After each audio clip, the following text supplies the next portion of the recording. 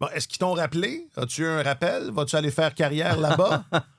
Non. Tu sais qu'ils sont... Je pensais pas. Moi, j'attrape Philippe Audry, la rue Saint-Jacques. Là, c'est Ouais. dans mes algorithmes. Il Ouais, ça fait fait une quelques chronique fois à... que je l'attrape C'est bien bon. Ah oui. Est-ce Il que est vas-tu- hilarant, Ah, ce jeune homme.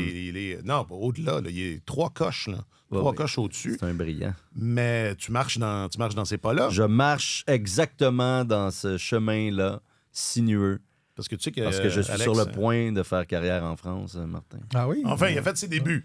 Est-ce que c'était tes débuts? Il n'y a pas eu de rappel. Non, c'est ça. Ben écoute, Était-ce c'est mes tôt. débuts avec les médias français? Oui. Oui. Là, Oui. non, mais j'essaie Les de... médias français, Je oui, fais il y en a un petit peu. scan rapide dans ma tête. Là, je pense pas avoir être intervenu en une autre occasion sur les ondes françaises. C'était quoi le détail? Parce que là, les gens France disent Info, quoi? donc, Comme souvent, les gens écoutent et disent « Mais bon sang, de quoi ils parlent? Exact. Et c'est ce qui fait notre charme. Mais non, c'est pas... t'es au courant parce que c'était à la fin du C'est-à-dire balado de vendredi. ouais, c'est ça. vendredi, on s'est quittés. Il y a une dame... Hotshot Gascon reçoit un appel. Sandrine Duvaux qui m'a contacté. Alors, du coup, M. Gascon, vous seriez disponible à France Info ce soir. Fantastique. Pour parler de... Alexandre Texier. Oh! Parler de, Wow. du Venezuela, là, puis ces affaires-là. Oui, c'est ça. Ces affaires-là. Mais ce que j'ai trouvé assez rigolo, c'est que... Bon, j'ai fait c'était en soirée à France Info, donc j'étais rendu à Shawinigan parce que mon fils avait tournoi. Ah oui, c'est vrai. Il Mon avait- fils avait piscine. Il avait tournoi. Il avait tournoi. Il avait tournoi. Et donc, j'ai fait la converse une fois arrivé. J'écoutais un petit peu le 15-18, le 15-18, comme on dit par chez nous, qui est l'émission du retour à la maison à la radio de Radio-Canada dans le Grand Montréal. Et Annie Desrochers faisait une entrevue avec un journaliste français, Ouais, un gars de Grenoble qui Aïe, avait aïe. connu Alexandre Texier à ses débuts avec les brûleurs de loups. Et donc, j'avais entendu ça, je trouvais ça très drôle. Puis quand j'étais allé en ondes, comme une heure ou deux après, j'ai dit, c'est rigolo parce que ça se passe dans les deux directions en ce moment. Là. Ça fait le chemin inverse C'est aussi. vrai, ben oui. Ici, on appelle Ouais. les journalistes français, puis vous me Ah, contactez. c'est bon. Alors, ben, ça s'est bien passé. Là. Je pense que c'était très bien. Sandrine avait l'air... Ils t'ont compris, c'est bien. Ouais, ben là, j'ai fait des efforts, pour vrai. Ben ouais, Parce que là, Aïe, aïe, tu Ben, t'es travesti. Pas dans, Ah, c'est- pas dans l'accent, mais c'est dans... dégueulasse. Pas dans l'accent, mais dans Ben ouais, mais il le faut. choix des termes, tu sais. Ouais, ouais. Là, on parlait de transfert, tout ça. J'ai dit, nous, on dit des échanges, ce que vous appelez transfert. Donc, tu sais, je l'ai précisé. J'ai pas juste ça, c'est adapté correct. en disant, Mais ça, c'est correct. il arrivait en transfert des Saint-Louis Blues. J'ai pas dit ça parce que ça As-tu dit ça? su plus. Parce que J'ai pas c'était dit ça. les Saint-Louis Columbus Blue Jackets là, dans Ah, dans l'introduction de l'animateur. T'as pas dit que c'était un excellent manieur de palais. Non, j'ai pas dit ça, qu'il tenait bien son gouret. Je suis pas allé là. Mais j'ai expliqué certains termes. Donc, ouais, je pense que ça valait le coup. Là. C'est bien. Mais c'était rigolo, c'était le fun. J'étais content. Moi, j'ai fait brièvement carrière en Belgique, mais c'était pas aussi rigolo que toi. C'est les patrons du diffuseur belge, diffuseur public belge, qui avaient appelé nos patrons pour demander la permission de publier une chronique que j'avais écrite sur Donald Trump. Ah, ça, c'est récent. Sur la là. tricherie, là, Ouais, ça. ça fait longtemps. Ça, Ouais, ça fait il y a 2 ans, 3 ans. Non, mais je pensais que tu référais à tes années de F1. Je sais pas pourquoi j'ai Non, pensé à ça quand tu as je parlé de pensais que Belgique. c'était même pendant son premier mandat, non? C'est pas... Ouais, Oui, c'était pendant ça le premier se passe. mandat. Ouais. Ouais. Donc, ça fait longtemps. Ouais, ça fait quelques années. Ouais. C'est le bon, ça, le premier mandat. On savait parle pas... Ouais, excusez. Ouais. On pensait que, mais finalement, c'était pas pire, le premier mandat. Ils avaient republié ta chronique en belge. Oui, en belge. En belge. C'était écrit en belge. Oui, exact. Tu parles belge, toi? Martin, il s'est pas ennuyé de notre cabotinage. là. Tu sais, quand il arrête de parler. puis- Non, c'est correct. Dans ton petit hiatus, as-tu pensé à nous? Est-ce que Bien tu sûr, t'es ennuyé? je n'ai fait que ça. Je n'ai fait que ça. Ben, à moi, en tout cas, certainement, parce qu'on s'est échangé quelques textos. Ah ouais?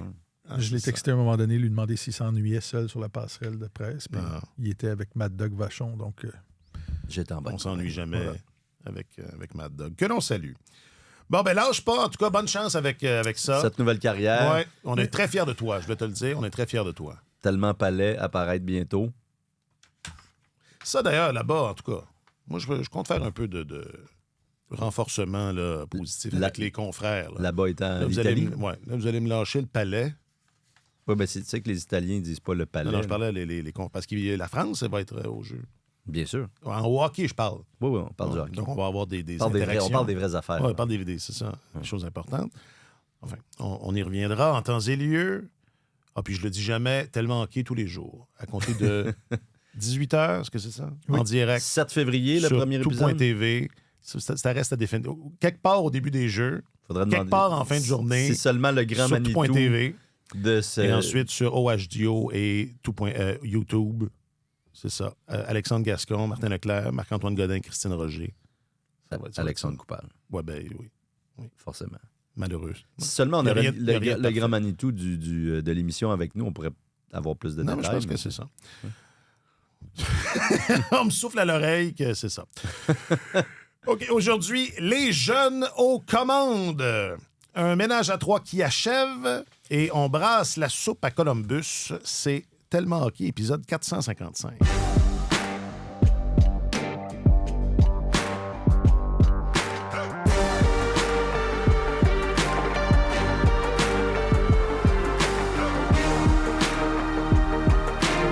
Avec votre chroniqueur principal au service des sports, M. Martin Leclerc. Salut, Martin. Bonjour, messieurs.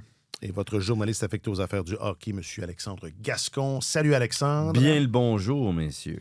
Je m'appelle Alexandre Coupal. Oui, c'est incroyable. Super reconnaissant.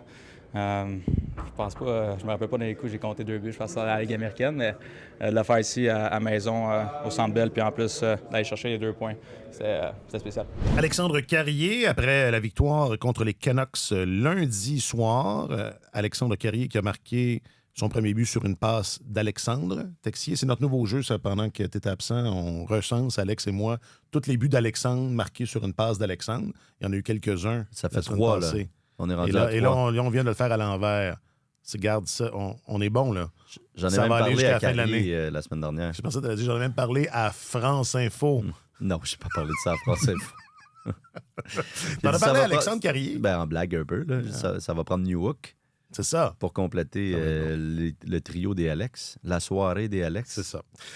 Donc, 2 buts en 20 secondes pour Alexandre Carrier dans un match où vous me donnerez vos impressions, mais malgré le fait que c'était 3-3 après 2 périodes, c'était comme évident que le Canadien allait gagner, non? Est-ce qu'on est rendu là dans l'épanouissement de cette équipe? Ou est-ce que c'est même pas inquiétant quand l'équipe, là, elle tirait pas de l'arrière, là, mais on s'entend que c'était pas plié, ce match-là, mais ça sentait plié, non? C'est un match de Ligue nationale, là, tu peux jamais être certain que tu vas l'emporter, mais moi, j'ai senti dans ce match-là que le Canadien, les joueurs du Canadien avaient bien peu de respect pour les Canucks. Ouais. Tu vois qu'ils jouaient comme Au début. ils jouaient comme une équipe dominante. Le jeu était ouvert, c'était C'est vrai, hein? on va échanger nos coups de canon contre les vôtres, puis on verra qui va tomber, mais tu voyais qu'il n'y avait aucun complexe sur la patinoire. Là. Ouais. Le Canadien a entrepris ce match-là comme s'il allait l'emporter, puis on a ouvert le jeu, puis on a continué d'ouvrir la machine, puis ils ont peut-être été chanceux. Ils tiraient de l'arrière quand même 2-1. Là. Ça a pris 2 buts rapides en 20 secondes pour changer l'allure du match, puis un début de 3e période quand même assez époustouflant. Tonitruant, ouais. Oui, c'est ça. Mais clairement, c'était pas un adversaire que les joueurs du Canadien craignaient. Là. Tu as dit intelligemment ce que je voulais exprimer. Okay, Parce que parfait. c'est ça le feel que j'avais, moi. On était loin de la structure, puis de la discipline, Ouais. puis de la performance des 2 matchs de la semaine dernière là, contre les Flames, qui n'est pas un adversaire redoutable non plus, mais qu'on a semblé peut-être respecter davantage, et surtout contre les Panthers de la Floride, où on a vraiment été appliqué, puis il n'y avait pas de chance de marquer qui s'échangeait comme ça. Là, c'était vraiment... Ouais. On allait d'un bout à l'autre de la patinoire, puis c'était chance de qualité contre chance de qualité, puis comme tu dis... Ça a fini 18-17, moi, selon mon comptage. Là. Donc, il y a eu... Debèche a été sollicité quand même dans ce match-là, mais le Canadien, clairement, avait aucune intention Avait pas peur. de jouer défensivement, n'avait pas peur, respectait pas cet adversaire-là. Généralement, ça vient te mordre, mais ça, c'est comme Si un tu- anglicisme un peu, une façon de dire. En tout cas, généralement, C'est ça correct. joue contre toi. Ouais. Mais les cette équipes, fois-ci. je parlais de son épanouissement. Il n'y a pas un âge ou un moment dans la vie d'une équipe où est-ce que c'est un peu normal que ça arrive de dire, mais non, mais là, c'est pas inquiétant, ça, là. Non, on est capable de passer par-dessus. Il n'y Ouais. a pas matière à s'inquiéter. Non? Oui, Je sais pas. je pense que oui. Je pense que c'est humain. Là. Je pense que l'Avalanche du Colorado, là, que ça leur arrive. Ça doit leur arriver. C'est des sûr. fois. Ben oui, C'est ça. sûr. Ben oui. C'est un signe de confiance. C'est ça. Tu c'est ça. viens de comparer le Canadien à l'Avalanche. Exact. Colorado. Ce sera le titre, coupable, 2 points. Le Canadien est aussi bon ou meilleur que l'Avalanche du Colorado. Non, mais dans la vie d'une équipe qui progresse et qui... C'est quand même... à fait. C'est top 10 Non, puis qui regardent les au classement. Canucks, qui sont derniers dans la Ligue, qui misent plus sur leur carrière, qu'ils ont échangé il y a un mois environ. C'est sûr Il y a des blessures. qu'il y a des en blessures. Il n'y a pas grand-chose dans cette formation-là pour leur faire peur. Elias Pettersson n'est que l'ombre de lui-même depuis 2 ans maintenant. Il n'y a plus de centre numéro 1. C'est une ligne de centre qui est affaiblie. C'est pas reluisant là, ce qui arrive à Vancouver, honnêtement. Et puis là, on est ouvertement en reconstruction en disant c'est une phase où on va accumuler les choix au repêchage, puis essayer d'aller chercher quelques jeunes joueurs et on va échanger les vétérans. Alors, les Canucks en sont un tout autre point de leur cycle de vie comparativement aux Canadiens. Comme quoi, les choses changent très, très vite, hein, parce qu'il y a 2 ans, à peine, les scénarios étaient inversés, les rôles étaient inversés. Mais voilà où le Canadien en est maintenant. Les Canucks croupissent dans les bas-fonds et puis c'est ça, on n'était pas trop inquiets de leur force de frappe, disons. Il y a des équipes, des fois, dominantes qui, lorsqu'elles affrontent des équipes de bas de classement, lèvent le pied. Ça arrive avec un effort mitigé, puis ils se disent ça va être facile, on ne travaillera pas trop fort. Fait que c'est préférable de voir une équipe sortir avec arrogance, non, c'est peut-être pas le bon mot. Pas arrogance, mais sortir avec confiance, avec un effort total, mais en disant, écoute, là, on laisse le jeu défensif à excès de côté ce soir, là, puis on ouvre la machine puis on marque des buts. C'est le genre de match où il y a des gars qui se disent on va amasser des points. C'est ça. Entre 2 mots, je préfère celui-là. Oui, puis Martin Saint-Louis avait déjà, je me rappelle plus quand, ça fait un moment, mais avait déjà confié ça en disant comme joueur de hockey, il y a de ces matchs là, où tu te dis exactement ça. Là, tu le sens. Là, tu vas aller et tu te dis ce soir, c'est un bon match pour engraisser mes statistiques puis empiler des points. Alors, hier, c'est certain que c'était ça. Là. Demidov s'est dit je pense que je peux m'amuser contre cette équipe-là. C'est l'impression que j'avais. Là. Et c'est ce qu'il a fait. Quand même, oui. Il y a eu tout un match de Demidov. Mais puis Slav, là, qui honnêtement en finit plus de nous impressionner. Là. Ouais. Sauf toi qui avais tout prévu, là, mais sinon. C'est parce qu'à la fin de l'épisode, je disais à Jack, je dis là, ressors donc l'extrait il y a 2 ans où je disais il n'y a rien qui m'inquiète moins que Juraj Slavkovski. Mais c'est vrai que tu l'as dit souvent, puis c'était fort à propos. Là. Moi, j'ai eu mes phases d'inquiétude avec Juraj, honnêtement. Non, puis c'était normal, là, puis je cabotine, là, mais... Il part de très loin. On disait qu'on s'échangeait des textos la semaine dernière. On a échangé un peu sur Slavkovski. Il partait de très loin. Là. Il arrivait avec un potentiel immense. C'était un garçon avec un imposant gabarit qui patinait quand même assez bien, qui avait quand même été le meilleur buteur aux Jeux olympiques. On disait... À 17 ans, là, il en jouait contre des hommes professionnels. Fait que, il y avait un potentiel immense, mais quand il est arrivé dans la Ligue nationale, on a vu qu'il y avait la notion de jeu physique. Il y avait toutes sortes de situations de base là, dans lesquelles il montrait du retard. Puis il a vraiment fait des progrès immenses. Puis c'est un jeune qui a montré très rapidement qu'il s'évaluait de façon très durement. dure. Ouais, t'es très exigeant. Oui, mais on voit où ça l'a mené aujourd'hui. Là, Mais j'imagine que dans ma prophétie de l'idiot du village, il y avait il faut laisser le temps au temps. Ouais. Et ça, il y avait pas vraiment de drapeau rouge ou il n'y avait pas vraiment... il y avait plusieurs paramètres, comme Martin, tu viens de le dire, où est-ce que il y avait toujours... C'est ça, il était très dur avec lui-même. Il y avait une vraie adaptation au niveau du style de jeu. Il y avait de vraies adaptations à faire à plein de niveaux. Et c'est ça. À un moment donné, et je le cite des fois, Martin, mais moi, dans Mr. Playoff, que tu as signé il y a quelques années maintenant, où tu racontes l'histoire de Daniel Brière, on sous-estime à quel point, c'est tellement bien expliqué dans le livre, comment Brière a dû se battre avec dans les moments où est-ce qu'il jouait peu. Et qu'il fallait dompter ça parce que tu me corrigeras, là, je paraphrase, ça fait longtemps que je l'ai lu, là, mais quand tu es habitué de jouer souvent, évidemment, quand tu arrives, de peu importe où tu arrives, quand tu joues dans la Ligue nationale, là d'où tu viens, tu jouais souvent. Tu jouais souvent, tu étais un des meilleurs, tu étais utilisé. Il y a toute une gestion de ça à faire. Tous les cas sont différents, mais ça me faisait penser à Arbor Xhekaj, qui était encensé là, cette semaine parce que lui aussi, son jeu s'était beaucoup amélioré. Bon, hier, ça a été un peu plus difficile, mais on est souvent prompt à... Et c'est normal, là, aussi, puis des fois... Ça finit par pas arriver, là, mais c'est ça. Il faut c'est une place qui n'est pas facile quand tu arrives entre ce moment-là puis le moment où tu trouves finalement là, la clé. Mais il a quand même eu la chance de jouer sous les ordres d'un entraîneur qui l'a placé au sein du premier trio alors que ça allait vraiment mal. Ça. Et qui s'est dit, on va le nourrir avec des touches de rondelles, on va le nourrir en le plaçant avec les meilleurs joueurs, on va essayer de... Alors que le réflexe normal auquel on était habitué quand un jeune joueur traverse une période difficile comme ça, c'était de le renvoyer dans les mineurs ou de couper encore dans son temps de jeu, ou de lui faire sauter des matchs. C'était contre-intuitif, là. Oui. De faire ça, de prendre cette ouais. décision-là. Mais ça a donné des résultats.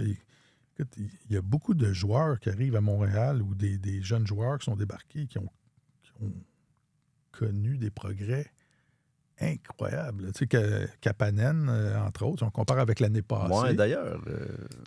Ben, écoute, je peux te parler... Le virement... je sens bien. Comment on organise ça? Ouais, c'est ça, je veux juste savoir. J'ai pris rendez-vous sur le chaîne nature, tu me diras. Excellent. Et Demidov, c'est absolument exceptionnel. Lui est arrivé, on savait qu'il était talentueux, mais il est quand même... Moi, je trouvais extrêmement contre-intuitif de le faire jouer avec un centre recru, le placer 2 recrues, mais Demidov est capable de contrôler un trio à partir de l'aile, et c'est très, très rare de faire ça dans la Ligue nationale, en plus quand il y a une recrue, mais il est en train de connaître, dans un sens, une saison historique, Demidov, là.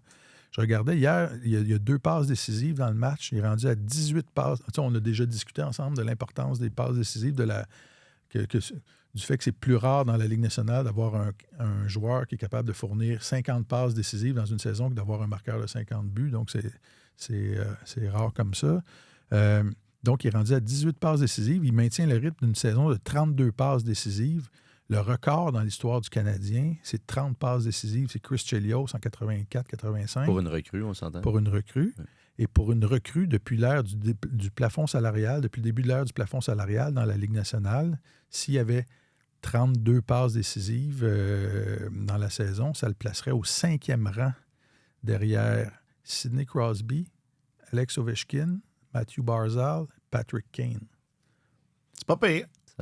Tu as 3 membres du Temple de la Renommée là-dedans. 3 futurs membres du Temple de la Renommée. Compagnie. Oui. Puis dans l'histoire de la Ligue nationale, comme recrue, ça le placerait au 19e rang à égalité avec Marcel Dionne. C'est quand même pas... Puis il joue avec un centre recru, là. Tu sais, c'est... Ben, quel centre recru, là, Martin? Là, c'est ça aussi. Là. Un deuxième centre de luxe. On va finir par en parler. On parle beaucoup du taux de réussite élevé de Kapanen sur les tirs qui dirigent vers le filet là, pour les transformer en but. Mais c'est en partie aussi parce qu'il joue avec un passeur exceptionnel. Absolument. Faudrait être en mesure de calculer quel est le taux de conversion des tirs lorsque tu es dans l'enclave et que la passe est transversale puis que le gardien est obligé de faire un déplacement. C'est sûr que ce taux de conversion-là est plus élevé que ton petit tir du poignet à 3 contre 3 quand tu rentres. Quand tu rentres sur le côté du point de mise au jeu. C'est ça. C'est pas le même taux de conversion. Donc peut-être qu'il est juste dans la moyenne des taux de conversion de ce genre de tir-là. J'exagère peut-être, mais tu comprends ce que je veux dire. Mais là. Écoute, c'est incroyable que comme recrue, à 20 ans, Demidov soit capable de se démarquer comme ça. La saison dernière, on disait à quel point c'était... à quel point les talents de corps arrière de Lane Hutson étaient supérieurs à tout ce qu'on avait vu. Mais il y a eu la saison dernière, Lane Hutson a eu 25 passes décisives. Là. C'est pourri. On disait que c'était un cas. C'est pourri. De sur réussir 60 ça, en plus. De réussir ça de l'aile, d'une position d'allié, c'est quand même quelque chose. Juste revenir sur Slavkovski rapidement parce que à sa 2e saison, quand Martin Saint-Louis avait décidé justement là, de s'entêter je pense, en l'envoyant au sein du premier trio.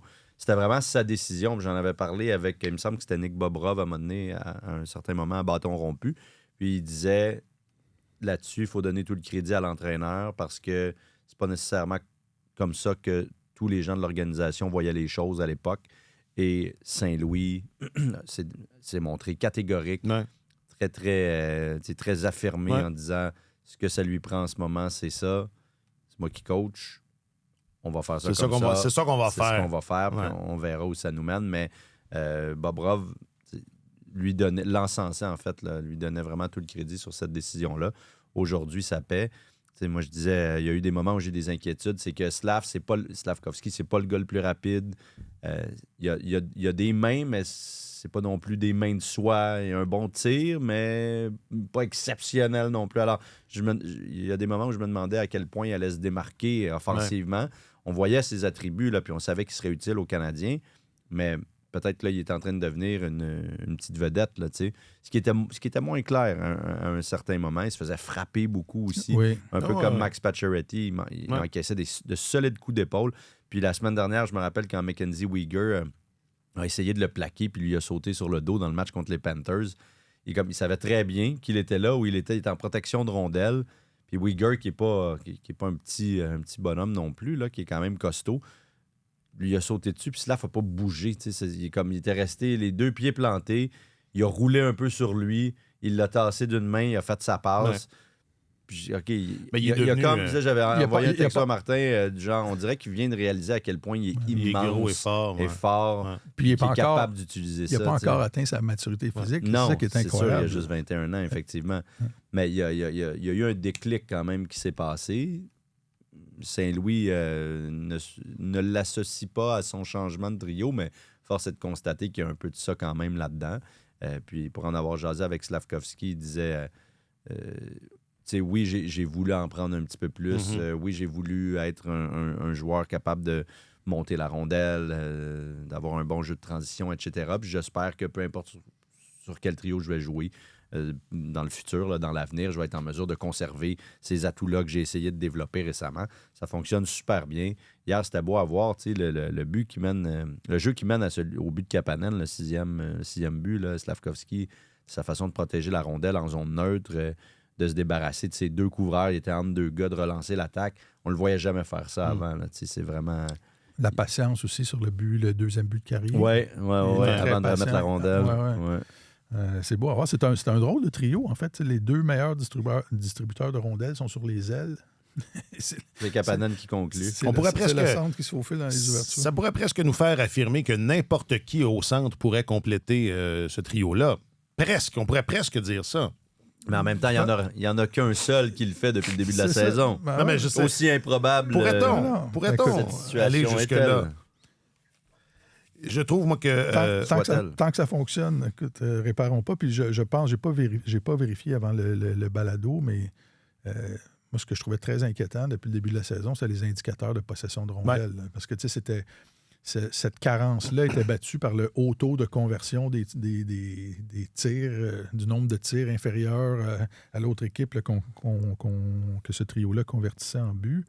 Mais je pense que ça s'est amélioré, les indicateurs de possession de rondelles. En tout cas, hier, ça a été le meilleur ça de loin. Là, ils ont eu presque la moitié des chances de marquer de l'équipe. Et l'autre moitié est venue... presque l'autre moitié est venue de la part des défenseurs. Ça a été un match...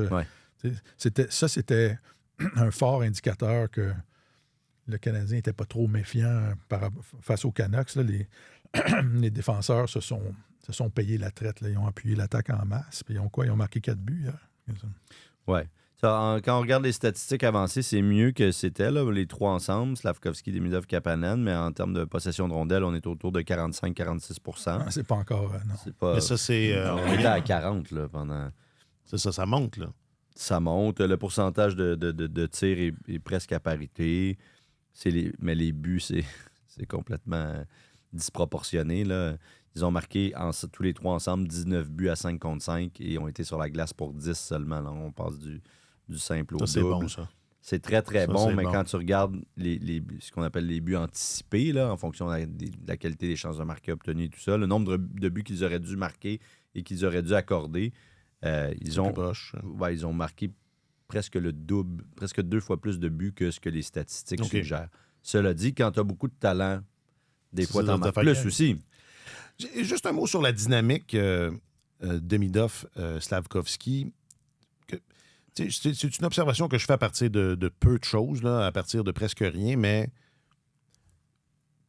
Demidov débarque. There's a new kid in town. Mm-hmm. Ça aurait pu... ça semble être le contraire qui s'est passé. On dirait que Slavkovski embrasse complètement celui qui potentiellement aurait pu y venir y prendre un peu sa place de jeune premier. Et enfin, la dynamique est semble très saine. Ouais, je pense que oui, tu as raison. Honnêtement, le Canadien a beaucoup mis l'accent sur le caractère des joueurs qu'ils ont repêchés dans les dernières années. Puis je pense que la personnalité du Juraj Slavkovski était un des arguments importants dans sa sélection, là, au-delà du talent, du gabarit, etc. Mais c'est un bon kid là, qui a une tête sur les épaules, qui a à cœur le succès de l'équipe, qui ne m'apparaît pas du tout individualiste ou égocentrique. Tu sais, comme moi, mettons, quand t'es arrivé à Radio-Can, tu t'es dit, oh là là. J'étais comme, lui, là. Oh là là. Ça vient me voler ça va être difficile à partir de maintenant. Il y a de la place pour tout le monde. Je pense pas que Demidov ait eu des problèmes en termes d'accueil. Quand il est arrivé, tous les joueurs savaient que c'était un espoir de premier plan puis qu'il allait probablement aider cette équipe-là à devenir meilleure. Il sans doute été accueilli à bras ouverts, mais c'est pas... On parle souvent à quel point le Canadien est une équipe tissée serrée, que ce sont tous des jeunes du même âge, puis ils ont du plaisir ensemble, puis ils s'apprécient. Mais c'est pas facile de rentrer de faire sa place quand tu arrives. Tu es un nouvel arrivant dans une équipe comme celle-là, parce que par définition, tu prends la place de quelqu'un qui était là puis qui était dans le groupe tissé serré. Fait que ça prend... j'ai retenu, à un moment donné, ça a passé un peu sous le radar, mais il y a quelques semaines, Alexandre Carrier disait qu'il avait pris un peu Zachary Bolduc sous son aile quand il était arrivé, parce qu'en spécifiant que c'est pas facile d'intégrer, surtout un groupe tissé serré. Et je me souviens... du camp d'entraînement de l'année dernière, si ma mémoire est bonne, oui, c'est ça, il y avait un espoir du Canadien qui trouvait que soudainement, les gars étaient peut-être moins amicaux avec lui. Tu arrives, tu es un jeune espoir de l'organisation, puis tu arrives pour prendre le job à quelqu'un. Fait que c'est pas... Le gars à qui tu essaies d'enlever l'emploi, c'est sûr que ça fait pas son affaire, mais tous ses amis aussi, proches. Fait que tout le monde te regarde. C'est pas... Jusqu'à ce que tu confirmes la place. C'est ça. Que démontrer que tu vas les aider. Si ultimement tu montres que tu vas les aider à être meilleurs, c'est ça. Tu vas être accepté. Fait que c'est pas juste l'harmonie. Il y a un aspect financier là-dedans. Il y a beaucoup d'enjeux. Il y a énormément d'enjeux. Donc, c'est pas évident d'entrer dans un groupe comme ça. Bon, de quoi vous voulez parler? De Xhekaj ou Bolduc? Les deux. OK. C'est plate, la mauvaise soirée d'Arber. Il y a bien mauvaise soirée. C'est-à-dire 2 bourdes qui étaient très évidentes. Là. Des bourdes, des malchances aussi un peu. Là. Là, pas juste des malchances. Enfin, un peu de... OK. La deuxième bourde, je ne suis pas tout à fait d'accord. Celle où... Sur le deuxième but, là, quand il rentre son revirement sur le deuxième but? Pas ça passe à travers le centre de la glace? Pas sur le revirement. C'est le deuxième but. Mais... Sur le jeu où le... Oui, il s'enfarge avec Caden Goulet. Oui, c'est ça. Ouais. Goulet s'est fait battre. Là. C'est ça, Goulet s'est fait battre clairement. Oui, complètement. Et Xhekaj a essayé de compenser parce que le gars était en train de percer la défense et ça en allait directement au filet. Puis là, ça a eu l'air un peu farfelu parce que Xhekaj a manqué sa mise en échec, est entré en contact avec Goulet, mais le gars avait battu Goulet. Complètement, clairement. Fait que ça le fait mal pareil. Je voyais dans certains rapports de match ce matin, c'est ça, il a commis 2 bévues. Son revirement était... C'était un beau. C'était un revirement. Là, comme il nous en sort à l'occasion. Là, justement, là, en même temps. Puis là, tu te dis, ça va bien, Xhekaj, il joue mieux, etc. Puis pouf! Une belle passe là, à travers le centre de la glace qui avait aucune raison d'être, qui mène à un but qui fait 2-1 Canucks à un moment où le Canadien contrôle le jeu. T'sais. Il était sous pression par 2 joueurs. Oui, mais il me semble que tu t'envoies la rondelle. Ah oui, on le sait bien. Toi, tu le sais quoi faire. Je lui aurais pas dit, là, mais le jeu me semblait évident. Mais ça c'était clairement un revirement coûteux, mais il faut garder sa place dans la hiérarchie, puis il va en commettre des erreurs. Il n'y a pas de joueur parfait. Puis même les gars, tu sais, Hudson en a fait quelques-uns hier, des revirements, ça n'a pas mené à des buts. Puis tu regardes les gars qui commettent le plus de revirements dans la saison, dans la Ligue nationale, saison après saison, c'est sûr que ce sont les gars qui ont plus souvent la rondelle, là, mais c'est un jeu d'erreur. C'est difficile. C'est une position très difficile de jouer à la défense dans la Ligue nationale. Mais j'allais dire, donc au-delà de ça, au-delà de ce revirement-là, là, que tout le monde a vu, qui a mené à un but, c'est vrai qu'on est sur une séquence depuis deux bonnes semaines, là, où est-ce que c'est pas le même joueur. Là. C'est quelqu'un. Puis on parlait de l'éclosion de Slavkovski, on va parler de Bolduc. Il y a quelque chose qui se passe. Dans le cas de Xhekaj, moi, j'ai dit il y a quelques semaines... Il utilise beaucoup mieux l'aspect physique de exactement. son jeu. J'aurais pas dit ça. 6 mises en échec hier, toi qui le trouves pas robuste. Mais moi, je trouvais que c'était pas efficace, mais là, même moi, je le vois. Là. Non, mais je veux dire, là, c'est évident. Là. Tu sais, Xhekaj, s'il est en mesure d'offrir du jeu un peu assez lisse, puis pas commettre ce genre de gaffe-là, là, comme on a vu sur le deuxième but des Canucks trop souvent, on l'a dit souvent, là, il apporte une dimension à cette brigade défensive-là que personne d'autre a. Et je pense que c'est super important pour le Canadien, particulièrement en séries éliminatoires.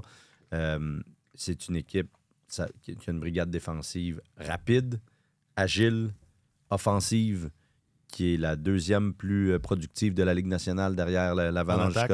Oui, en attaque, oui. La deuxième plus productive. En points, j'ai compté. J'ai fait le décompte des buts ce matin. Mais en points, je parle. Il me semble qu'ils sont rendus à 119. OK, mais en but, c'est ça, son quatrième. C'est quand même bon. Ce qui est très, très bon. C'est vraiment, c'est la crème de la crème. Et en point deuxième, donc, derrière l'Avalanche.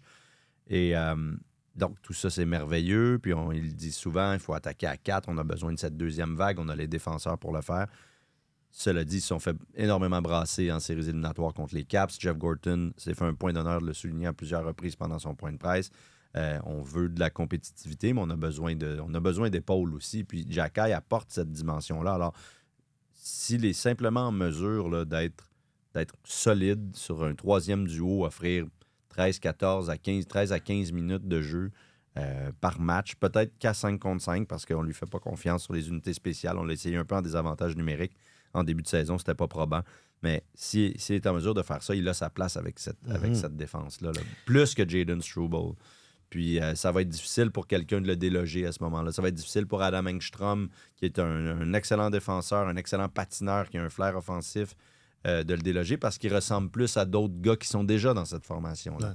Ça va être même difficile pour David Reinbacher éventuellement. Donc, ça peut bouger, mais c'est sûr que Xhekaj, cette version-là de Xhekaj, particulièrement des 10 jours précédents, là, le match contre les Canucks, peut devenir rapidement presque indispensable pour le Canadien. Avec Goulet, sur ce qui est comme une troisième paire, parce que ça fait partie aussi de... Mais peut-être avec Carrier éventuellement. Ouais. Mais ces deux-là ensemble, ça a été très difficile pendant... Tu sais, Carrier a pris son envol cette année à partir du moment où on l'a placé avec Lane Hutson. Ouais. Je ne sais pas à quel point ça peut s'inscrire dans la durée. Ça demeure deux petits défenseurs ensemble. C'est très rare que tu vois ça, là, deux gars de moins de 6 pieds au sein d'un duo défensif. À date, ça va très, très bien. Il disait hier après le match Carrier que le fait de jouer avec Lane Hutson, ça lui donne plus d'espace. Là, tout le monde le couvre. C'est ça, il y a plus d'attention qui est portée à Hutson. Puis Hutson se crée lui-même de l'espace, puis donc il suscite beaucoup d'attention des équipes adverses et ça laisse plus de place. Mais c'est vrai que Carrier, ça a été difficile par moment quand il jouait avec Xhekaj parce que c'était lui qui avait la responsabilité de gommer, de transporter la rondelle. De sortir la rondelle, de relancer l'attaque. Ça a été plus difficile. Idéalement, je pense que ça serait ça le troisième duo. Pour l'instant, ça ne l'est pas. Et puis ça permet à Kaiden Goulet de retrouver son rythme puis ses jambes parce qu'il n'a pas joué depuis le mois d'octobre. Ça fait un duo punitif. Pas punitif. Punisseur. Punisseur. Enfin. Duo de punition. Un duo de punition, oui. J'aurais pas... honnêtement, j'avais pas l'intention de mettre Zachary Bolduc à l'horaire, mais je trouve qu'il y a là... On a parlé de Slavkovski, on parle de... C'est ça, de trouver sa place, Et cette semaine, j'étais étonné de lire ou de voir ou d'entendre certains observateurs, justement, là, supposer que Bolduc aurait peut-être besoin d'aller faire un tour à Laval. Je ne sais pas si ça vous a fait titiller aussi. Tu sais, il me semble voir là... C'est un joueur de la Ligue nationale, Zachary Bolduc. Là. Il me semble voir là, comme on est juste dans cette passe-là. Bolduc cherche une place. Moi, je pense que le troisième trio avec Dano, il y a des promesses là. J'ai trouvé que les gens étaient prompts à. En même temps, vous me direz, ça va tellement bien, il faut chercher des bibittes. C'est peut-être un peu ça aussi. C'est hors sujet tant qu'à moi. Là. C'est clairement un joueur. Non, mais... C'est clairement un joueur. T'es hors sujet. Non, mais j'ai dit que j'avais bonne intention. Non. Mais est-ce qu'on peut faire des parallèles aussi avec. Tu sais, Slavkovski qui a pris du temps à trouver sa place, Jacky qui a pris du temps. C'est plus dans. On parlait des séries éliminatoires tantôt. Là. Bolduc en séries éliminatoires, les gens vont être contents de l'avoir dans l'équipe. Puis c'est un gars qui est très talentueux, qui a juste 22 ans, qui est à sa deuxième saison complète dans la Ligue nationale. Très souvent, il n'a pas eu l'air fou quand il jouait au sein du premier trio. Et moi, je pense que ça va être un joueur, il a le potentiel pour jouer top 6 Absolument. Dans la Ligue nationale. Fait que c'est juste, on voit juste la surface présentement. Laissons le temps au temps. N'essayons pas de tirer sur la fleur pour la faire pousser plus vite, mais c'est une excellente transaction qui a été faite. Bolduc, c'est un joueur de la Ligue nationale. Qu'est-ce qui se passe avec Mailloux, d'ailleurs? N'est-il pas là dans la Ligue américaine? Non. Il est toujours dans la Ligue nationale. Toujours avec les Saint-Louis. Avec les Saint-Louis Blues. Saint-Louis Blues. Voilà, mais tu sais, Zachary Bolduc, c'est ça, Martin l'a bien résumé, là. Il a 10 buts, il va en marquer près de 20. Il en a marqué 19 à sa saison recrue l'année dernière. Ouais. Un gars qui marque presque 2 fois 20 buts à ses 2 premières saisons au début de la vingtaine. Non, mais là, c'est parce que ça fait quelques matchs, là. Ça fait quelques matchs, là. Non, mais c'est parce que les gens, comme tu dis, cherchaient un peu... Je sais pas, j'ai pas rêvé. Je me suis pas posé... J'imagine, peut-être. Cherchaient les failles, ce qui fonctionnait pas avec cette équipe-là. Ça n'a pas été... disons que c'était pas le complément idéal à Nick Suzuki et Cole Caulfield, là, même s'il n'a pas eu l'air fou. Il souffrait de la comparaison avec Juraj Slavkovski qui occupait ce poste-là juste avant et qui, ça faisait très longtemps qu'il jouait avec eux. Il était beaucoup, beaucoup plus efficace. T'sais. Alors, il se cherchait un peu là-dedans. Bolduc l'a dit un peu aussi. Il y a des gars qui ont une chimie qui s'est bâtie depuis plusieurs années, un peu en référence à ce que tu disais tantôt, Martin. Le fait d'avoir une équipe tissée serrée, c'est autant pour ton intégration dans le groupe, dans la vie à l'extérieur, mais parfois c'est aussi sur la glace. Là, c'est des gars qui se connaissent par cœur et tout. Slavkovski a joué combien de temps avec... C'est ça, exact. Ça faisait 1 an sans interruption qu'il était avec eux, puis il avait déjà joué avec eux avant ça et tout. Donc, évidemment qu'il y avait une familiarité. Alors, il souffrait un peu de cette comparaison-là. C'était normal. C'est comme s'il n'avait pas trouvé exactement sa place en ce moment. Là. Les 2 premiers trios fonctionnent bien dans leur format, dans leur composition actuelle. Puis lui, il cherche sa place avec Dano Gallagher, mais ça reste que c'est un joueur de 22 ans qui va passer près de la vingtaine de ses 2 premières campagnes, qui a marqué 2 fois plus de 50 buts dans la Ligue junior majeure du Québec, qui va être fort utile à cette équipe-là. Puis on verra où et comment. Pour l'instant, il n'y a pas d'urgence. Jacob Devèche vient tout juste de nous mentionner là, que s'il était relégué à Laval, il ne comprendrait pas. Parce qu'il faudrait regarder ses statistiques. Je me demandais si tu avais une réaction. Je comprends pas la question. Jacob Devèche vient tout juste de mentionner que... Il y a quelqu'un qui a posé une question. Ouais. Si tu étais... Si tu étais relégué à Laval, il ne comprendrait pas pourquoi. Ouais, mais c'est pas une très bonne question après un match. Pas ta question. Mais pas ta question à moi. Mais celui qui a posé ça, c'est pas une bonne question. C'était Herb Zurkowski de Gazette qui a posé cette question. Oh. Ah, je savais pas. Ouais. J'avais pas l'intention de C'est vous quand le même demander. une drôle de question. Après un match que effectivement, le gardien vient de gagner, de faire dévier la discussion sur qu'est-ce que tu penserais de ça si tu étais retourné à Laval. Puis c'est drôle parce que les athlètes professionnels qui ont du métier un peu, quand ils voient ce genre de questions-là surgir, ils voient habituellement des voyants rouges. Des drapeaux rouges. C'est ça, la lumière s'allume. Et la réponse du politicien qui sort. Devèche au cœur. Ouais, voyons donc, écoutez, là, moi, je pense que je connais une bonne saison. Si on m'envoyait à Laval, j'aurais pas le choix, mais je comprendrais pas. J'aurais de la difficulté à comprendre parce que je gagne. Fait qu'il répondait avec beaucoup de bonhomie. Il était pas... il n'y avait aucune malice dans ce qu'il disait, mais c'est quand même... C'est bon... On sait que le patron a dit la semaine dernière que le ménage à 3 ne durerait pas éternellement, que ça allait finir bientôt. Mais à un moment donné, c'est parce que quand les 3 remportent leur match, C'est ça. Non, mais la question est... Ça nous aiderait là, qu'il y en ait un qui perde. Peut-être que le moment n'était pas super bien choisi, mais on peut comprendre... La question, c'est une... Ouais, on ouais, peut la tout à fait réflexion. comprendre la réflexion derrière ça, parce que c'est ça, le patron a dit ça ne durera pas. Détroit, c'est lui qui joue le moins depuis 2 semaines. Oui. Et Détroit, c'est probablement celui qui joue le moins bien, même s'il gagne tout le temps. Il gagne 6-3. Oui, 7-4. exact. Mais tu sais, depuis le... Bon, Non, mais c'est ça pareil. Yacoub. Lequel, là? Yacoub OK. a eu sa période d'invulnérabilité de début de saison, là où il a remporté ses... C'est pas compliqué, là. Yacoub, ses 5 premiers matchs, c'est ses meilleurs. C'est 6 premiers, il me semble. Non, mais je veux dire, l'an passé, c'était ça aussi. L'an passé, c'était les 5 premiers. Cette saison, les 6 premiers. Et à partir depuis le 1er novembre, là, il affiche les moins bonnes statistiques des 3 gardiens du Canadien. Là. Oui. C'est Samuel Ouais, non, mais c'est parce que ça paraît pas évident avec... Je savais.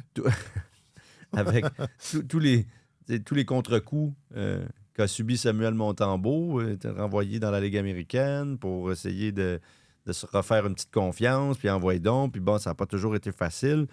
Mais depuis la fois où il l'a pris très difficile de perdre en prolongation à Philadelphie, là, Yacoub, là, il a trouvé ça tough. C'était pas New Jersey? C'était à Washington. Non, c'était pas à Washington. C'est au New Jersey. C'est au New Jersey. Au New Jersey, pardon. Depuis ce temps-là, c'est 871 d'efficacité, 3,43 de moyenne. Et ce sont de pires statistiques que l'efficacité et la moyenne de Samuel Montembeault. Donc, c'est sûr que quand tu regardes ça, tu te dis, en ce moment, Détroit, il semble un peu être c'est lui. Ben oui. la 5e roue du carrosse. D'où la question, j'imagine. C'est Absolument. sûr que tout de suite après que le gardien vienne de remporter un match, bon, ça peut... Ben là, Mais à part ça, tu sais, moi, je veux pas tirer à boulet rouge sur les collègues, là, parce que ben, tu fais ton métier, tu poses des questions. C'est une Martin question Saint-Louis n'est peut-être pertinente. pas d'accord Ouais. avec ça, mais la réflexion derrière cette question-là est tout à fait valable. et oui, justifiée. puis moi, j'aime pas ça quand... comment je dirais ça? Tu sais, quand j'ai entendu Martin Saint-Louis dire ça, j'aime pas ça. J'aime pas ça comment ça sort, j'aime pas ça comment ça sonne. Non, parce que c'est pas, Je trouve c'est pas à lui de je trouve pas que c'est... déterminer non, c'est ça. quelles Il peut questions le sont penser, pertinentes. il Ouais, le pense exactement. certainement, mais... Mais je comprends d'être surpris qu'après une Oui, victoire, oui. que son jeune gardien, ça se pose la question, alors que, tu sais... Ben, en même temps, attends un peu, là. Je veux dire, il a quand même donné 3 buts. Il en avait donné, c'est Ouais, quoi, 3 c'était buts 4 sur dans sa 23 dernière. Il a beau gagner, là, mais... 5 contre, c'est la question. 5 contre la Caroline dans un match Ouais. échevelé. Ça, 7-5, la victoire. Oui, avec une prestation Ouais. échevelée. Tu sais, on peut pas dire qu'il est rassurant devant le filet, là, Yacoub. Là. Des fois, il se retrouve sur le derrière. Écoute, Marc Denis le disait hier, quand Les orteils. quand les orteils du gardien pointent vers le ciel, là, c'est parce qu'il y a une perte d'équilibre, puis on n'est pas... pas bon. C'est pas un bon signe. là. écoute, techniquement, on s'entend, là, c'est le moins poli des 3 gardiens, là. Il est- En termes de polissage. Il est pas fin. Non, c'est pour ça que je spécifiais. Il est insolent. Il est insolent, oui, c'est ça. Son style est le moins raffiné, techniquement, des 3 gardiens. Mais quand même, il y a 14 victoires, 5 défaites depuis le début de l'année. Et je vais vous citer Al Davis, l'ancien patron des Raiders d'Oakland. Just win, baby. C'est juste ça qui compte. Alors, tu sais, le gars, C'est ça qu'il fait. il y a combien de gardiens au cours des dernières saisons dans la Ligue nationale qui ont été renvoyés dans la Ligue américaine avec une fiche de 14-5? Question quiz. Vite de même, je pourrais pas dire. là. OK. J'aurais tendance à dire 0. Oui, mais il va en avoir un, parce que si, à moins de garder les 3 gardiens, Ben, moi, je pense le que... candidat a un retour ben, ça pourrait être Jacob Fowler, j'imagine, parce qu'il est jeune. Exact. Ouais. Je pense que oui, ça peut être Jacob Fowler. Ouais. Moi, je pense que ce ménage à 3-là pourrait très bien se poursuivre Ben oui. jusqu'aux Jeux olympiques, jusqu'à la pause Ben olympique. ouais. Ouais. Moi, c'est mon ménage à 3 préféré Puis, au hockey, Oui. chez le Canadien. Fowler est très rassurant, honnêtement, devant le filet. Tu le regardes, il est Mhm. toujours en plein contrôle. Il est techniquement impeccable. Il n'y a rien qui semble affecter. Le Canadien a perdu contre Détroit 4-0 samedi. Là. Tu sais, Fowler a été impeccable devant le filet. Il n'a pas... Non. Il a pas donné de cadeau. Il a fait son travail. L'équipe devant lui n'était pas incroyable. Fait que faut faire attention, là. Tu sais, parce que le patron a dit c'est sur le point de se terminer. Je sais pas, honnêtement, je sais pas comment. Est-ce qu'ils attendent juste que quelqu'un trébuche, marche sur un râteau, puis reçoive le râteau en pleine face pour Ils se frottent les mains. Mais on dirait que les trois se nourrissent de cette compétition-là. Ouais. Puis hier, il y a eu une image drôle, je trouvais, de Bech. Il a dit, écoutez, moi, il a dit en anglais, I go to survive. Night after night, I go to survive. Puis je me suis penché vers Chantal Machabée. J'ai dit, il me semble que ça ferait une bonne télésérie, ça, Go to survive. À Netflix, c'est ça. Pour parodier Drive to Survive en Formule 1. Ouais. Mais tu sais, c'est ça. Puis il disait, moi, la pression, ça me dérange pas. C'est ça qui me nourrit. Je suis meilleur quand il y a de la pression. Fait que si les trois ont cette attitude-là, le Canadien gagne, le Canadien va bien avec ça. Laissons-les aller, on verra. Comment, c'est quoi, qu'est-ce qu'il disait Albert Einstein déjà? Don't fix it, dans son anglais avec l'accent. If it ain't broken. If it ain't broken. Et voilà. Question du public, réseaux sociaux. Question du public, réseaux sociaux. Question du public, réseaux sociaux. Question du public sur les réseaux sociaux. Là où ça fait mal, réseau social. Question du public, question du public. Question du réseau social. Sont toutes bonnes. Sont toutes bonnes. Mais celle-là. Non, mais... Alors, on vous demandait via les réseaux sociaux de Radio-Canada Sport et du TikTok officiel de Tellement Hockey, en référence un peu à une conversation qu'on a eue la semaine passée, quel avenir voyez-vous pour Alexandre Texier? Je voulais inclure les gens.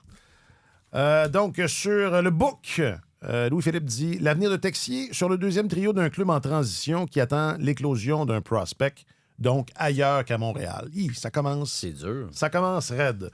Sur le tube, Guillaume, l'équipe de France. Oui, ce sera le cas. Du 2 au... Faudrait que j'apprenne les Jeux Milano-Cortina. J'aime pas ça, d'ailleurs. Milan, les Jeux olympiques. Du 6 au 22 février. Du 6 au 22 février. L'invincible courage. Je l'ai appris.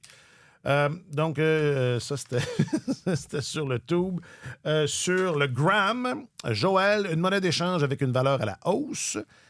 Sur le TOC, Joey, un condo sur le plateau. Et sur le plan hockey, classique. On se revoit au Barouf. Wow. Et classique. Sur le plan hockey, un joueur de troisième trio. Donc, pour Alexandre Texier, mais qui sera effectivement le fer de lance de l'équipe française. Est-ce qu'ils ont un... Je sais pas si on va le retrouver au Barouf pendant la Coupe du Monde cet été. C'est vrai? Je sais pas. Lors des matchs des Bleus, et puis là, on pourrait aller l'interviewer pour lui demander s'il est heureux de voir la France gagner. C'est une autre transformation intéressante. Je regardais, depuis le début de l'année 2026, les deux meilleurs marqueurs de l'équipe sont Texier et Slavkovski. Texier joue sur le premier trio, au sein du premier trio. Et tantôt, lui, il me taquinait avec Kapanen, mais je me souviens quand Texier est arrivé, il disait c'est un quart. Je pense pas. J'ai dit c'est un quart, ouais. Mais c'en est encore un. Il y avait encore, écoute, la respiration artificielle a fonctionné, le défibrillateur a fonctionné, mais c'est quand même... C'est impressionnant de voir le nombre de joueurs qui maximisent leur potentiel ou qui retrouvent la flamme dans l'alignement. Cela dit, puis on en parlait la semaine dernière avec Marc-Antoine, j'ai de la difficulté à voir quelle sera sa place dans cette équipe-là, Alexandre Texier. C'était ça notre conversation. Oui, c'est ça. N'est-il qu'une solution de transition? Qu'est-ce que tu en penses, toi, Martin? Oui, parce que nous sommes Parce que tu n'étais pas là. Non, je n'étais pas là. Tu n'étais pas là. Mais écoute, comme c'est là, il est en train je pense, d'assurer sa place dans l'alignement. Puis c'est un gars de 26 ans qui a quand même de l'expérience. Il a l'expérience de la Ligue nationale, il patine bien, il a un sens offensif. Il rend de précieux services. Ça, c'est sûr. Je pense que quand tout le monde va être de retour... Oui, c'est ça. Il va être encore dans l'alignement. Mais où? Ça, pour le savoir, il faut rester à l'écoute. Est-ce qu'on a vu Dak avoir des étincelles offensives comme celle-là? Il y a 3 ans. Ouais, ça fait un bon moment. C'était à l'aile de Suzuki et Caulfield. Non, on les a vus, c'est ça. On les a vus, les 3. Hier, je regardais Patrick Laney sortir du vestiaire, s'en retourner vers le garage tranquillement, puis je me disais, j'essayais de me... J'essayais de... J'aime ça où ça s'en va. Je sais pas où tu t'en vas, mais je me régale. Je me demandais ce qui lui passait par la tête quand il regarde les matchs par le temps qui court. Là. Tu sais, on disait déjà au début de la saison que c'était une patate chaude un peu, tu sais, qu'il n'y avait pas vraiment de place pour lui dans l'alignement, puis que s'il n'était pas au sein de la première vague d'avantages numériques, alors que c'est ses spécialités, là, il perdait de sa pertinence, puis que c'est pas un joueur de quatrième trio. Mais là, la circulation s'est alourdie considérablement. Ouais. Il doit y avoir une couple de gars qui se posent des questions là, en se disant, avec les retours au jeu qui vont se faire, la direction va devoir ajuster son appareil. Il va y avoir des décisions à prendre. Va-t-il disputer un autre match avec le Canadien, Patrick Laine? Je pense qu'on peut se poser la question. Oui. Il y a eu un ajout net de 3 joueurs dans les dernières semaines parce que Samuel Blais était parti, puis bon, on l'a rapatrié. Philippe Danault, Alexandre Texier, tous des gars qui ne faisaient pas partie de la formation. Qui n'étaient pas là quand Laine s'est blessé. Ouais. Quand il s'est blessé, puis de façon générale, quand la saison a commencé, pour tout le monde, là, c'est l'ajout d'un trio complet. Là. Donc, peut-être que le CF, c'est un peu ce que Hughes a répondu dans son bilan de saison. Peut-être que le Canadien n'aura jamais à se poser cette question-là parce qu'il y en a un qui va revenir, il y en a un autre qui va partir, etc. Mais l'année dernière, il y a eu des moments où pas mal toute l'équipe était en santé. Et puis là, on semble se rapprocher d'un retour au jeu d'Anderson qui pourrait jouer ce soir contre les Capitals. Vous le savez probablement déjà, n'est-ce pas? Et puis Kirby Dach se rapproche. Patrick Laine, moi, quand je l'ai vu sur la patinoire, je trouvais qu'il avait l'air d'un gars... Bon, évidemment, je ne suis pas docteur, là, mais clairement, il n'est pas loin. Non, c'est ça. Il n'est pas très loin. Là. Il jouait sans aucune forme de restriction, ou presque, en s'entraînant. Donc, il y a de la congestion. Puis ils vont sûrement essayer de faire des pirouettes pour en garder le plus grand nombre possible, parce que, on sait, le dernier droit de la saison, les séries, l'attrition, il faut que tu sois capable de faire face... Ça prend des corps. Oui. C'est facile de renvoyer au Winbeck dans la Ligue américaine. Ça prend des corps fonctionnels. Ça fait que idéalement. Et clairement, tous les gars qui sont là veulent... on a parlé beaucoup au cours des dernières années du concept de compétition à l'interne, là. Puis on s'entend, il n'y en avait pas beaucoup. Il n'y en avait pas beaucoup de réelle compétition à l'interne. Là, il y en a. En veux-tu, en v'là. Et je pense qu'on voit l'effet de ça aussi sur la patinoire. Brendan Gallagher qui doit se poser des questions aussi. Là. Oui. Hey, respecte-le, OK? Il a tout donné. Non, mais... Il faut se poser la question. Ça sera évidemment pour un épisode à venir, mais l'avenir de Brendan Gallagher, c'est une vraie question. Laine, je pense que de se demander si on va le revoir avec les Canadiens, c'est une vraie bonne question. Vous êtes bons, les gars. Mais ne soyons pas trop non, c'est ça. Trop hâtifs. C'est ça. C'est juste des questions.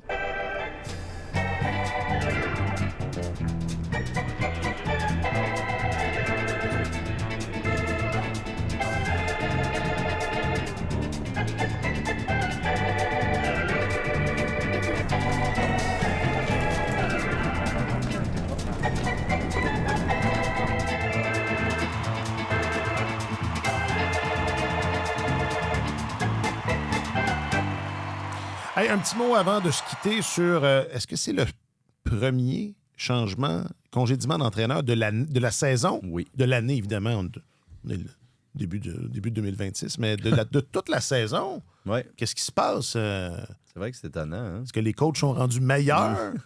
Perdent moins leur job? Les DG plus patients? Ouais. Il y a énormément d'équipes dans la Ligue nationale qui ont des saisons bizarres, mais les classements sont quand même resserrés. Tout le monde est encore dans le coup. Il n'y a pas beaucoup d'équipes qui se sont faites larguer. C'est quand même...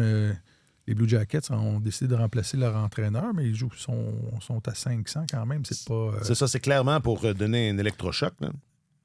Oui, je trouve ça rapide. Tu sais, Dean Evison, l'année passée, il a fait des miracles avec cette équipe-là. Là, c'était une jeune équipe qui avait fait face à une catastrophe incroyable avec le décès de Johnny Gaudreau. Ils ont raté les séries par 2 points. Puis encore là, il faut relativiser. Là. Il était 2 points derrière le Canadien ou 3. Columbus, c'est juste en dessous. Là. C'est ça. C'est très proche. Puis, c'est parce que ça s'était... Je vais te le dire. Ils avaient trébuché un peu dans le dernier droit de la saison. Puis là, bon, ils ont un rythme de 82 points. Là, ça se change avec quelques victoires collées. Mais écoute, je trouve que Don Waddell, je ne sais pas à quoi il s'attendait de son équipe. Une chose qui est extraordinaire de cette équipe-là, c'est que leurs défenseurs ont marqué quelque chose comme 34 buts depuis le début de la saison, le même nombre que les défenseurs de l'Avalanche du Colorado. Werenski est en grande partie responsable. Werenski, oui, mais comme Makar. Il y en a la moitié, il y en a 16 en ce moment. Mais tu regardes défensivement, c'est chaotique. Sean Monahan, qui était le leader de l'équipe l'année passée, il a la moitié des points. Là, il y avait 41 points à pareille date l'année passée, 14 buts. Là, il y a 22 points cette année, comme centre du deuxième trio. Fait que, et ce qui est surprenant dans ce congédiement-là, c'est l'embauche de Rick Bowness. Moi, je pensais que Rick Bowness avait quitté la Ligue nationale. Là, il y a 70 ans maintenant. C'est ce qu'il avait laissé entendre quand il avait quitté. Et sa femme avait des problèmes de santé, c'est même moins bonne. Fait qu'il voulait prendre soin de sa femme. Donc, il revient. C'est bon signe. Ça doit vouloir dire que la santé de son épouse s'est améliorée. Mais de dire, OK, là, les Blue Jackets ont eu 5 entraîneurs différents depuis 2023. C'est leur 6e entraîneur différent depuis le début des années 2020. 5 depuis 2023. C'est 3 en... C'est beaucoup, là, ça. Oui. Et c'est ça, c'est comme les portes tournantes. Et là, tu embauches un entraîneur de 70 ans. On peut présumer que Bowness ne va pas diriger jusqu'à 84 ans. Là. Fait que même certains ont supposé que c'était pour finir l'année. Peut-être juste pour... Possible. Ouais. Fait que, me semble que la stabilité, un petit peu de stabilité, ça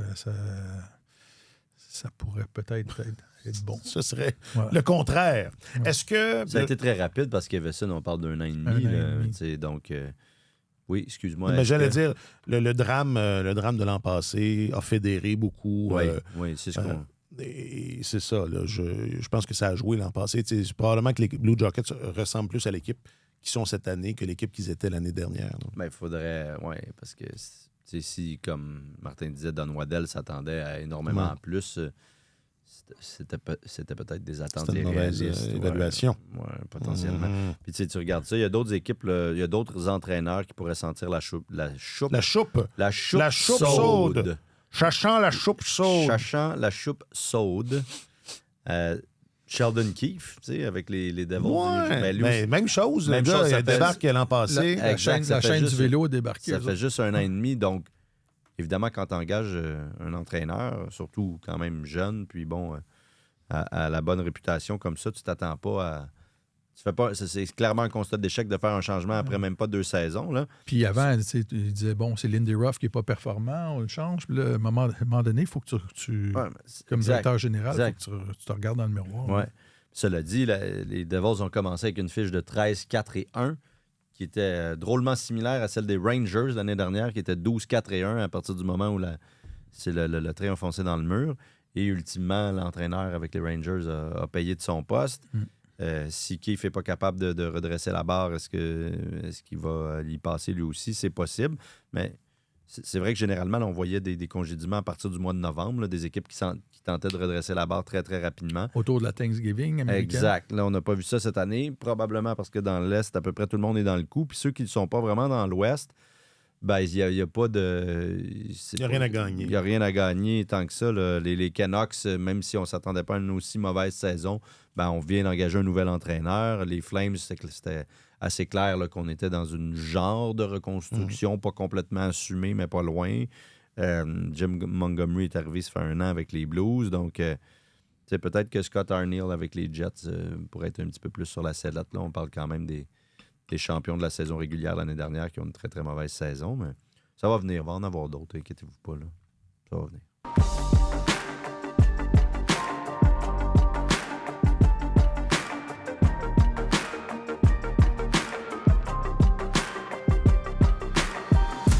Ben oui, parce qu'on se nourrit de ça, nous autres, hein, les malheurs. Les malheurs des autres, hein? C'est notre pain, notre beurre. Notre beurre. On s'en régale. Ah! C'est un festin. Tiens-toi. Eh non. On s'excuse. Dean. Bonne chance, Dean. Puis c'est pas de ta faute. Dean, c'est pas de ta faute. Sache-le. Je vous refais la scène de Good Will Hunting. Non, Dean, c'est pas de ta faute. Je sais, man, je sais. Non. C'est pas de ta faute. Alexandre Gascon, tu es notre journaliste affecté aux affaires du hockey. Oui. Ouais. Merci beaucoup. Merci beaucoup. Plaisir. Martin Leclerc, tu es notre chroniqueur principal au service des sports. Merci beaucoup. J'essaie de l'être. Et... C'était bon ta chronique en plus. Merci. J'ai même été invité à l'émission du matin pour en parler. Oh là Chronique là! principale. Là, c'est signe. Ça, dans ce temps-là, c'est signe. C'est le saut de qualité ultime. Là. Tente dans les grandes ligues. Là. Il était temps. Enfin. Ben oui, Il était quand même temps. Le jour où tu passeras à France Info, tu me feras signe. Ouais, c'est ça. Là, je vais me contenter d'envoyer mes textes sur les Belges, Jonathan. Ouais. Martin, il est comment dire, Martin, c'est un gros poisson dans un petit bocal. Tout est un... Non, c'est en tout cas, un petit poisson tout est dans un gros un bocal. gros... En tout cas, bref. J'étais un petit poisson dans un gros bocal. Je sais pas. Non, c'est pas ça. Enfin, c'est pas... Je pense que tu peux... Martin, il est régional. Soit t'es Ouais, international. Lui, c'est un jeu. jeu. Ça, je veux dire. Ouais. Jacques-Alexis Bernardin est le réalisateur, signataire, tributaire. Très local, Jacques-Alexis, par exemple. Un gars de, communauté. Ouais. Merci beaucoup, Jacques-Alexis. Un gros merci à vous toutes et à vous tous d'avoir été là, d'avoir cliqué, de participer. Je ne le dirai jamais assez, c'est infiniment apprécié. Je m'appelle Alexandre Coupal. Passez une bonne semaine. Sur tous les terrains et sur tous vos appareils, Radio-Canada Sport.